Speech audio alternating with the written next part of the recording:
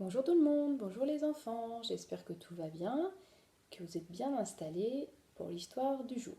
Alors aujourd'hui, je vais vous lire un album qui s'appelle La Tour Eiffel a des ailes et qui est écrit et dessiné par Mimi Douanet et Aurélien Débat. C'est parti. La Tour Eiffel a des ailes.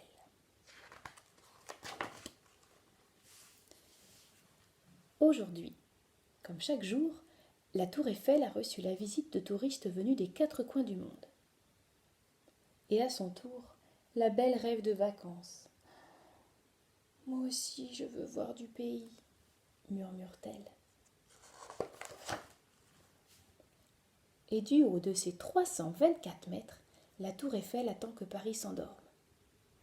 Puis, la géante remonte à grands pas l'avenue des Champs-Élysées et elle invite l'Arc de Triomphe. Viens te balader avec moi, mon ami. Nous rentrerons au petit matin, c'est promis. Oh non, non, non, bougonne l'Arc de Triomphe. Demain, c'est le 14 juillet. Je dois me reposer avant le défilé.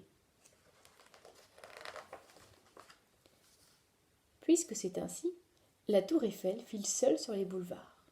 Et hop, elle sort de Paris en sautant par-dessus la grande arche de la Défense. La voici maintenant dans les prairies de Normandie. Face à ses 4 pieds grands comme un squelette de diplodocus, les vaches meuglent. Sauvons-nous d'ici! Ce dinosaure va manger nos pissenlits! Taratata, la tour Eiffel a mieux à faire que de croquer de la salade amère.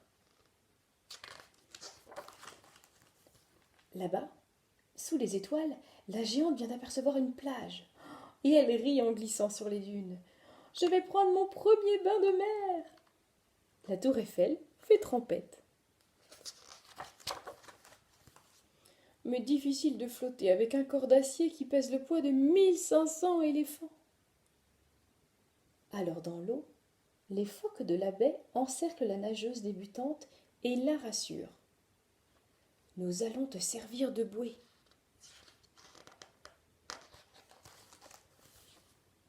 Soudain, une terrible tempête se prépare. Perdus dans la nuit, les pêcheurs crient à bord de leur bateau. Au secours! Nous allons nous fracasser contre le mont Saint-Michel!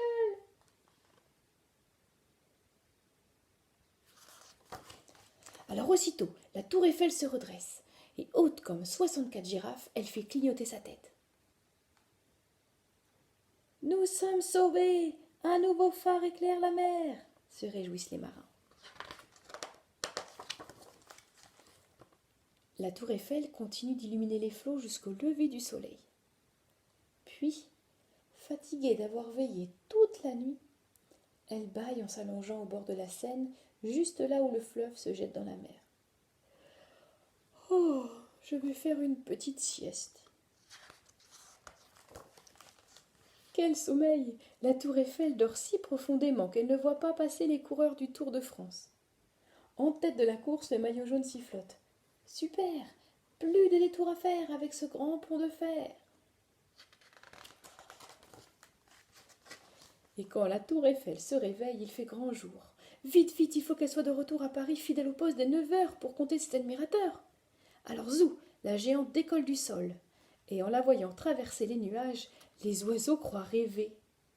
La tour Eiffel a des ailes, la tour Eiffel a des ailes, chante-t-il. Pendant ce temps-là, personne ne s'est rendu compte de son absence, car un épais nuage de brouillard recouvre tout Paris. Du coup, quand la belle atterrit, les touristes s'écrient en levant la tête. « C'est fou! On dirait que la tour Eiffel a bougé. » Le soir venu, bang, bang, la journée se termine en fanfare avec le grand feu d'artifice du 14 juillet. Puis, tout redevient calme. Et la tour Eiffel se dit « Cette nuit, cap sur le Mont Blanc. J'ai envie de faire du ski. »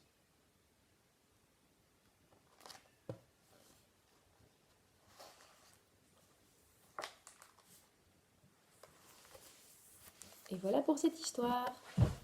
Bonne journée et à bientôt.